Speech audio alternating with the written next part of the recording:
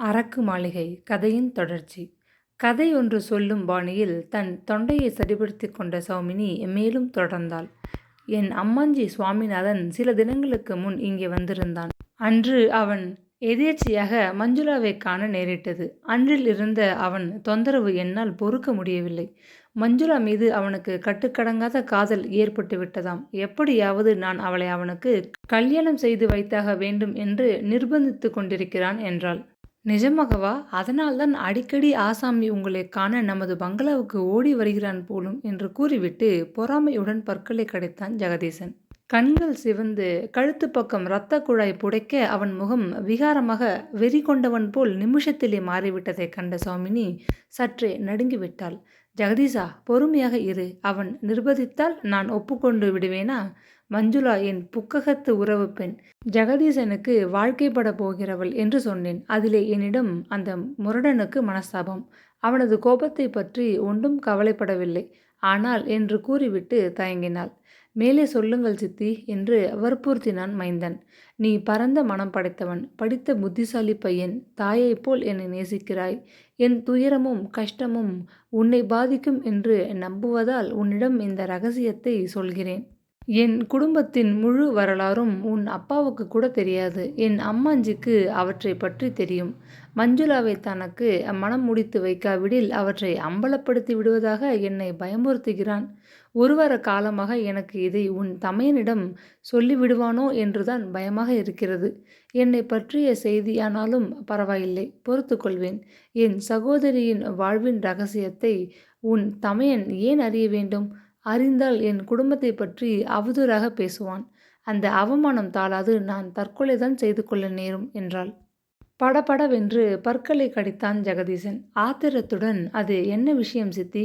முக்காலும் சொல்லிவிட்டீர்கள். முழுவதையும் என்னை நம்பி கூறிவிடுங்கள். உங்களை பேச்சினாலோ செய்கையினாலோ யாரும் அவமதிக்க முடியாதபடி நான் கவனித்துக் கொள்கிறேன் என்றான் சீற்றத்துடன்.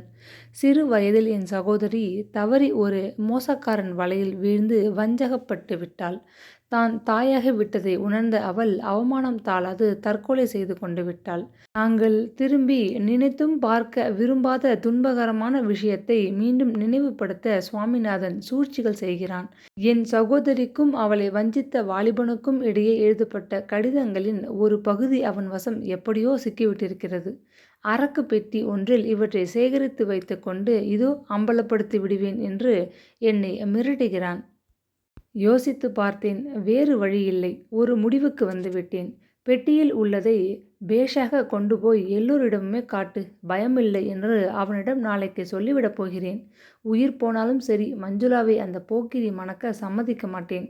மேலும் உன் பிஞ்சு இருதயத்திலே பொங்கி நிற்கும் அன்பை நான் எப்படி கரியாக்க முடியும் சொல் என்று கூறிவிட்டு கண்ணீர் வழிந்தோட திக்கி திக்கி தடுமாறினாள். சிறிய அன்னையின் துயரம் ஜெகதீசனது உள்ளத்தை உலுக்கியது. தன் காதலில் குறுக்கிட்ட பாதகன் மேல் சினம் பொத்து கொண்டு புறப்பட்டு விட, சித்தி, கவலைப்படாதீர்கள், அஞ்சாதீர்கள், அந்த அயோக்கியனை கவனித்துக் கொள்கிறேன் என்றான் ஆத்திரத்துடன். அசடே, நீ இப்படி பிதற்றுவாய் என்றுதான் சொல்லாமல் இதுவரை மூடி வைத்தேன். சுவாமிநாதனை உனக்கு தெரியாது. அவன் மகா பாதகன். என் வாழ்விற்கு உலை வைக்க வழி தேடுகிறான். வஞ்சகன். நீ அறியா சிறுவன். உன்னை ஏதாவது ஆபத்தில் கொண்டுவிடப் போகிறான். எனக்கு பயமாக இருக்கிறது என்று குமுறிவிட்டு காரை கடைத்தெரு வழியே செலுத்தி வேகமாக ஆனந்த நிலையத்தின் தோட்டத்திற்குள் கொண்டு வந்து நிறுத்தினாள். என்னை ஒரேடியாக முட்டாள் என எண்ணிவிட்டீர்களே சித்தி. எனக்கு ஒரு ஆபத்தும் ஏற்படாது. பார்த்துக்கொள்கிறேன். மறைந்து போன உங்கள் சகோதரியின் மானத்திற்கு பங்கம் ஏதும் ஏற்படாது. என்னை நம்புங்கள் சித்தி என்றான் ஜெகதீசன் உருக்கமாக. சௌமினி அன்பு நிறைந்த கண்களால் அவனை பரிதாபமாக பார்த்தாள். மஞ்சுளாவையும் உன்னையும் மணப்பந்தலில் பார்த்தால் போதும், என் கடமை முடிந்துவிட்டதென்று நான் எண்ணிக்கொள்வேன். உண்மையை சொல்கிறேன். உன் நன்மையை உத்தேசித்தே நான் இங்கே இன்னமும் உயிர் வாழ்கிறேன் என்று பகட்டாக பேசினாள். பணமும் பாசமும் ஆரோக்கியத்தின் எதிரிகள். அருமை மகள் மரணப்படுகையில் வேதனைப்படுவதை காண தகிக்காது பாசத்திலே ஊசலாடிய உள்ளத்தின் குமுறல் ஒருபுறம் தொடர்ந்து வியாபாரத்தில் ஏற்பட்ட பண நெருக்கடியின் கவலைகள் ஒருபுறம் வதைக்கவே ஸ்ரீமான் நாராயணன் திடீரென்று வயோதிக தோற்றம் அடைந்தார். ஆப்பிள் பழத்தைப் போல் உப்பியிருந்த கன்னங்கள் சுருங்கிவிட்டன. கண்களைச் சுற்றிலும் கவலை வட்டங்கள் திரையிட்டு கொண்டிருந்தன. வயிற்றின் மீது சரிந்து நின்ற சதை மடிப்புகள் மாயமாக மறைந்தோடி விட்டன. மொத்தத்தில் ஆசாமி முன்னை விட பாதியாக உருவத்தில் மாறிவிட்டிருந்தார். உள்ளத்திலே குமிழியிட்ட உற்சாக ஊற்று வறண்டு போய்விட்டது. அதற்கு பதில் அவர் குணத்திலே முன்கோபமும் எரிச்சலும் மிகையாக வெளிக்கிளம்பின. அன்று காலை மகளின் அறையை விட்டு வெளியே வந்து வராந்தாவிலிருந்த ஒரு பெருந்தூணில் சாய்ந்து கொண்டு நின்றார் நாராயணன். குடும்ப வைத்தியர் சுந்தரேசன் மீது அவருக்கு நம்பிக்கை அதிகம் உண்டு. வைத்தியர் என்பதுடன் அவர் அந்த குடும்பத்துக்கு நெருங்கிய நண்பராகவும் இருந்தார். அவரது வார்த்தைகளுக்கு எல்லோரும் மிக்க மதிப்பு வைத்திருந்தனர். எனினும் பெற்ற பாசத்திலே தவித்த அவர் மனம் சமாதானம் அடையவில்லை. வேறு எதுவும் செய்ய முடியாதா என்று அடிக்கடி கேட்டு தவியாக தவித்து போனார். அவரது உள்ள கருத்தை குறிப்பாக புரிந்து கொண்ட குடும்ப வைத்தியர் பெற்ற தந்தையின் மனதிற்கு ஆறுதல் கொடுக்கும் நிமித்தம் அருகில் இருந்த வீர சோழன் பட்டணத்திலிருந்து 2 பிரபல வைத்தியர்களை வரவழைத்திருந்தார். நீண்ட நேரம் அவர்கள் இருவரும் சந்திராவின் தேக நிலையை கூர்ந்து பரிசீலனை செய்தனர். அறையை விட்டு வெளியே வந்தபோது அவர்களது முகபாவத்தை கண்ட தந்தைக்கு பகீர் என்றுதான் இருந்தது. வைத்தியர் சுந்தரேசன் செய்த சிகிச்சைகளுக்கு மேல் நாங்கள் ஒன்றும் அதிகம் செய்துவிட முடியாது. கல்லீரல் மிகவும் பாதிக்கப்பட்டுள்ளது. நாளடைவில் அது சுருங்கி கொண்டு போவதனால் நோயாளி பிழைப்பாள் என்ற நம்பிக்கை இல்லை. உங்களுக்கு இஷ்டமிருந்தால் இன்னும் வேறு வைத்தியர்களை அழைத்து காட்டலாம் என்று ஒரே முகமாக அந்த வைத்தியர்கள் இருவரும் சொல்லிவிட்டார்கள். அவர்கள் தீர்ப்பை கேட்டதிலிருந்து நாராயணன் ஏக்கம் அடைந்து விட்டார். ஒரு பொருளை இழந்துவிடப் போகிறோம் என்ற உண்மையை அறியும் பொழுதுதான் யாருக்கும் அந்த பொருளின் அருமை விளங்கத் தொடங்கும். அருமை மகளின் மரணகாலம் அதிக தூரத்தில் இல்லை என்ற உண்மையை உணர்ந்து நாராயணனுக்கு அப்பொழுதுதான் அவளது மேன்மையான குண விசேஷங்கள் புலனாயின. அருமையும் அன்பும் பாசமும் பண்பும் கொண்டு பொறுமையின் உருவே திரண்டு வந்தது போன்ற அந்த புத்திரியை இனி மீண்டும் 7 ஜென்மத்திலும் அடைய முடியாது என எண்ணி எண்ணி மனம் உருகி போனார். இரகசியமாக யாருக்கும் தெரியாத மகளின் நோயின் கொடுமையை சிந்தித்து கண்ணீர் உகுத்து அழுதார். கண்களுக்கும் மேலான செல்வக்குமாரியை பறிகொடுக்கப் போகிறோமே என்ற பயங்கர நினைவு அவரை துன்பக் கடலிலே ஆழ்த்திவிட்டிருந்தது. இவ்வளவு சீக்கிரம் அவளுக்கு மரணம் வந்துவிடும் என்று மட்டும் அவருக்கு முன்பே தெரிந்திருந்தால் வெளியூர்களிலும் வேண்டாத களியாட்டங்களிலும் அவர் பொழுதை விரயம் செய்ததற்கு பதில் மகளின் அருகிலே அமர்ந்து வார்த்தையாடி அவள் காட்டிய அன்பை அனுபவித்து இனிமையாக வாழ்ந்திருக்கலாமே. எவ்வளவு பொருளை செலவழித்தாலும் கழிந்து போன நாட்களை திரும்ப பெற முடியாதே என்று பலவாறு எண்ணி தம்மை தாமே நொந்து கொண்டார். தாம் செய்த தவறுக்கு காரணம் பிறர்தான் என எண்ணுவது மனித உள்ளத்தின் பேதமையான குணம். நாராயணன் மட்டும் அதற்கு விதி விலக்காக இருக்கவில்லை. இத்தனைக்கும் காரணம் தனது இளம் மனைவிதான் என்று அவருக்கு அவள் மீது மனத்தாங்கல் ஏற்பட்டுவிட்டது. குழந்தையுடன் கூட இருப்போம், அவளையும் கூட அழைத்து செல்வோம் என்று சொல்லாமல் தன் சுயநலமே பெரிதாக எண்ணி அவரை குடும்பத்திலிருந்து அடிக்கடி பிரிந்திருக்கச் செய்த சூழ்ச்சிக்காரி என்று மனைவியை பற்றி எண்ணி மனம் கசந்து போயிருந்தார். சந்திராவை ஆரம்பத்திலேயே கவனித்திருந்தால் இந்த கோர முடிவு வந்திருக்காது. இளமையிலேயே எந்த சுகத்தையும் அனுபவிக்காது அவள் மரண வேதனைக்கு பலியாகி விட்டிருக்க மாட்டாள். படுக்கையிலே உடல் நலிந்து அழுகி புழுவாய் துடித்து சாகும்படியான துர்பாக்கியம் அவளுக்கு நேர்ந்திருக்க காரணம் மாற்றாந்தாயின் பொறுப்பற்ற குடுத்தனது போக்கு என்று எண்ணி உள்ளூர் தமது இளம் மனைவி மீது கோபம் கொண்டிருந்தார். தோட்டத்தையே வெறித்து பார்த்து கொண்டு நின்ற நாராயணன் வராந்தாவின் மறுகோடியில் சிரிப்பு சப்தத்தை உணர்ந்து திரும்பி பார்த்தார். தமது இளம் மனைவியின் எழில் உருவத்தை மோகனமாக பார்த்து முறுவலிக்கும் அவர் முகத்திலே இப்போது கோபம் புயலாக திரள ஆரம்பித்தது. மனைவியை ஆத்திரத்துடன் வெறித்து பார்த்தார். படுக்கையிலே கிடக்கும் மகளின் பரிதாப நிலையை சற்றும் எண்ணி பாராமல் ஆடம்பரமாக அலங்கரித்து கொண்டு வெளியே செல்ல ஆயத்தமாக வந்து கொண்டிருந்தாள் சௌமினி. சிவப்பு பட்டுச் சேலைக்கு பொருத்தமாக கையில் பிடித்து கொண்டிருந்த காஷ்மீர் கண்ணாடி வேலை செய்த அழகு பையை ஆட்டிக்கொண்டு அருகில் வந்து நின்றாள். கும்மென்று வீசிய அர்த்தரின் மனம் அவரது கோபத்திற்கு தூபம் போட்டது போல் இருந்தது.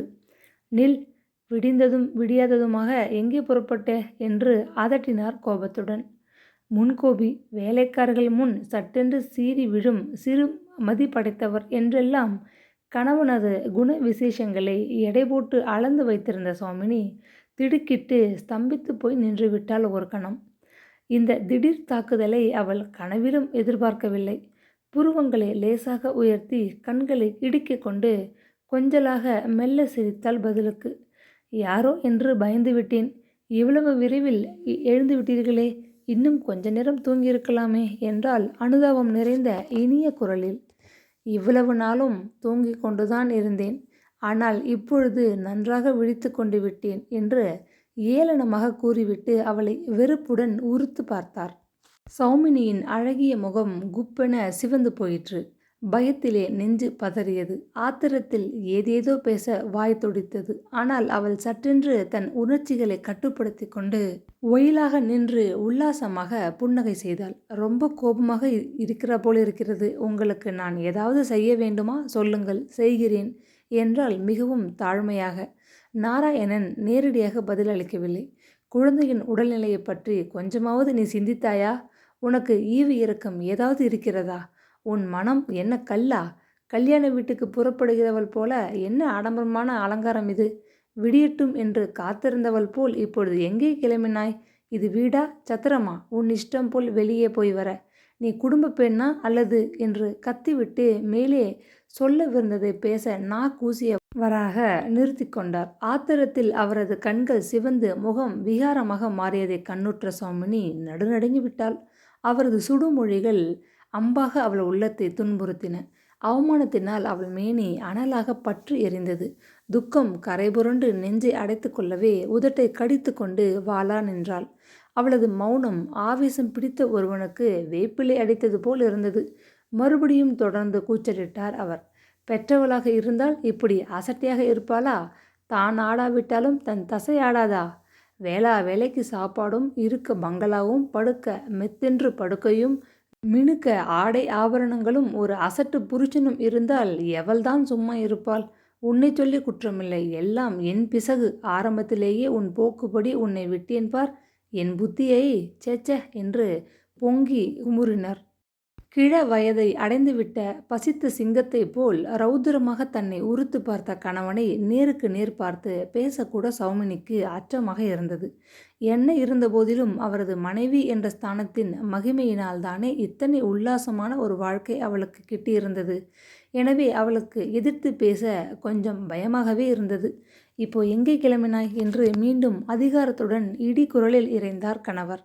கண்களில் கசிந்த கண்ணீரை சற்றென்று துடைத்து கொண்டாள் சௌமினி. சிநேகிதி வீட்டிற்கு ஒரு முக்கிய காரணமாக போக வேண்டும். விரைவில் திரும்பி விடுவேன். எங்கேயும் போகாமல் வீட்டுடன் கோஷாவாக இருக்க வேண்டுமென்றாலும் இருக்கிறேன்.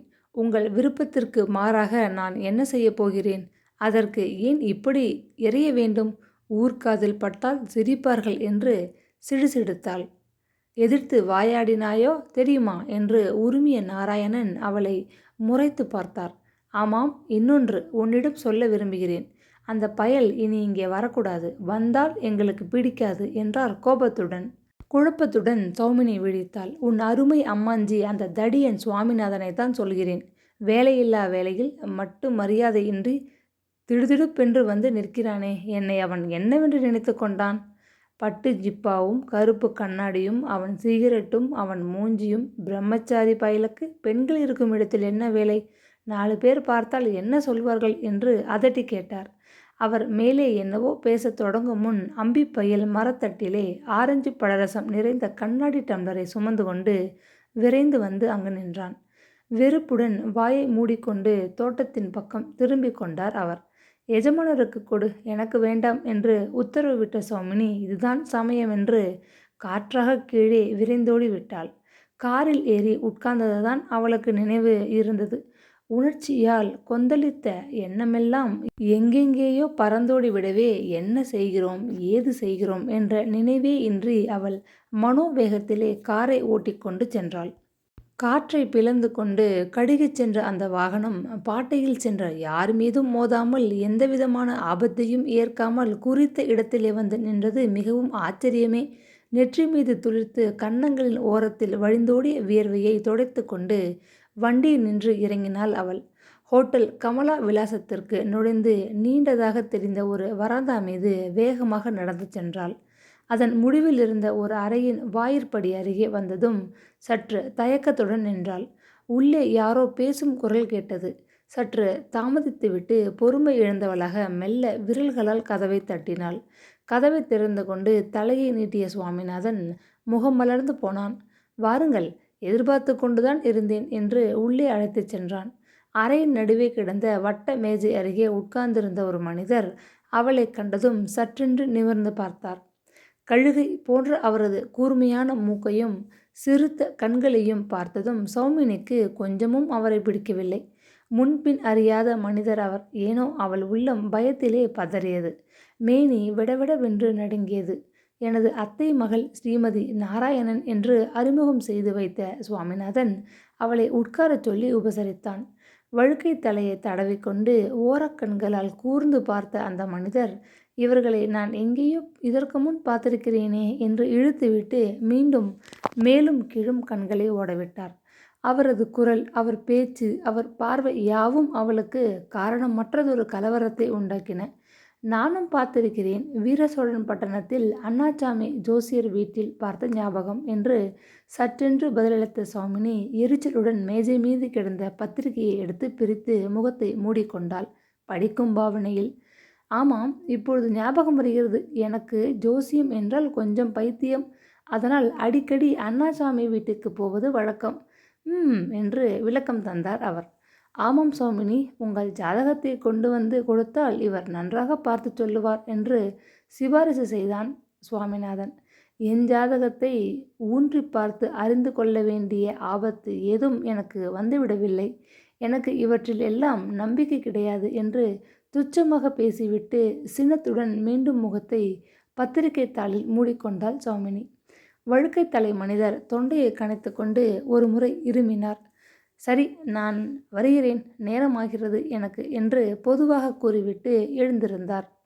வாசல் வரை சென்று அவரை வழியனுப்பிவிட்டு சுவாமிநாதன் வந்து அவள் எதிரே நிம்மதியாக உட்கார்ந்து கொண்டான். பத்திரிகையை ஆத்திரத்துடன் மடித்து கீழே வீசி போட்டாள் சௌமினி. ஸ்க்ரீனில் தெரிகிற பிளேலிஸ்ட்டை கிளிக் பண்ணிங்கன்னா எபிசோடு 1லேருந்து அரக்கு மலைய கதையை நீங்கள் படிக்கலாம். தேங்க்யூ.